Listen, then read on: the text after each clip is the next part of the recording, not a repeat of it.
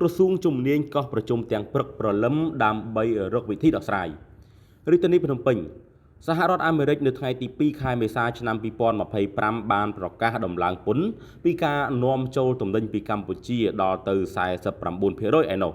ក្រោយឃើញព័ត៌មាននេះក្រសួងពាណិជ្ជកម្មកម្ពុជាមិនបង្អែបង្អង់យូរឡើយគឺកោះប្រជុំភ្លាមតែម្ដងនៅព្រឹកថ្ងៃទី3មេសានេះដើម្បីរកវិធីដោះស្រាយ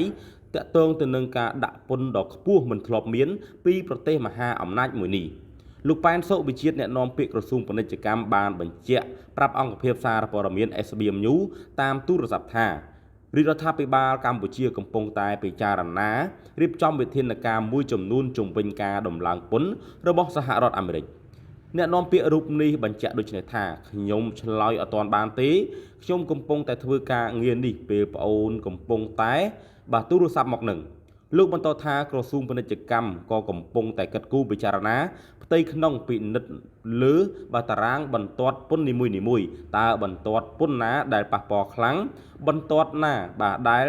ប៉ះពាល់ល្មមហើយយើងនឹងកិត្តគូពិចារណាធ្វើយ៉ាងម៉េចឲ្យឧស្សាហកម្មនាំចេញរបស់កម្ពុជានៅតែបន្តអាចរក្សាបាននូវឧត្តមភាពដូចពេលបច្ចុប្បន្នលោកអះអាងថាកម្ពុជានឹងមានពេលវេលាសមស្របសម្រាប់ធ្វើកិច្ចការងារនេះគួរដឹងថាលោកដូណាល់ត្រាំដំឡើងពន្ធ49%លើកម្ពុជាកើតឡើងក្រោយកម្ពុជាបានយកពន្ធជាង90%លើទំនិញដែលបាននាំចេញពីអាមេរិកតាមពិតមិនមែនតែកម្ពុជានោះទេគឺបាទលោកត្រាំបានដំឡើងពន្ធទៅបណ្ដាប្រទេសជាច្រើនលើពិភពលោកហើយក៏រាលដាលដល់កម្ពុជាបូករួមទាំងប្រទេសជិតខាងកម្ពុជាផងដែររួមមានឡាវរងការយកពន្ធពីអាមេរិករហូតដល់48%វៀតណាមរងការយកពន្ធ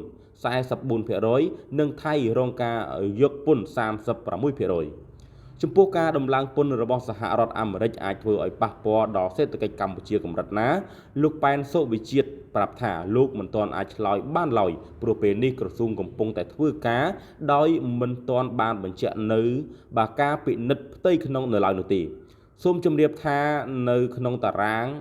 បាទបញ្ជីដែលអាមេរិកសម្រេចដំឡើងពន្ធថ្មីលើមុខទំនិញគឺកម្ពុជាបានឈរនៅលើលេខរៀងទី2បើធៀបនឹងប្រទេសលើពិភពលោកនិងឈរនៅលេខរៀងទី1តែម្ដងបើធៀបទៅនឹងប្រទេសក្នុងតំបន់អាស៊ានប្រទេសដែលអាមេរិកដំឡើងពន្ធច្រើនជាងគេនោះបាទគឺប្រទេសបាឡេសូតូបាទបងប្អូនប្រិយមិត្តអ្នកស្ដាប់ទាំងអស់គ្នាបាទអញ្ចឹងពាក់ព័ន្ធទៅនឹងលោកដូណាល់ត្រាំបាទគឺបន្ទាប់ពីឡើងតំណែងថ្មីគឺសម្រេចបានសម្រេចថាយកពន្ធបាទពីបណ្ដាប្រទេសជាច្រើនលើជំនាញពិភពលោកក្នុងនោះរួមមានកម្ពុជាយើងបានយកពន្ធរហូតដល់49%បាទបើនិយាយពីក្នុងតំបន់អាស៊ីគឺកម្ពុជាច្រើនជាងគេតែបើនិយាយទៅលើពិភពលោកគឺកម្ពុជាឈរលើលំដាប់ថ្នាក់លេខ2ក្នុងការយកពន្ធខ្ពស់ជាងគេបងប្អូនបាទ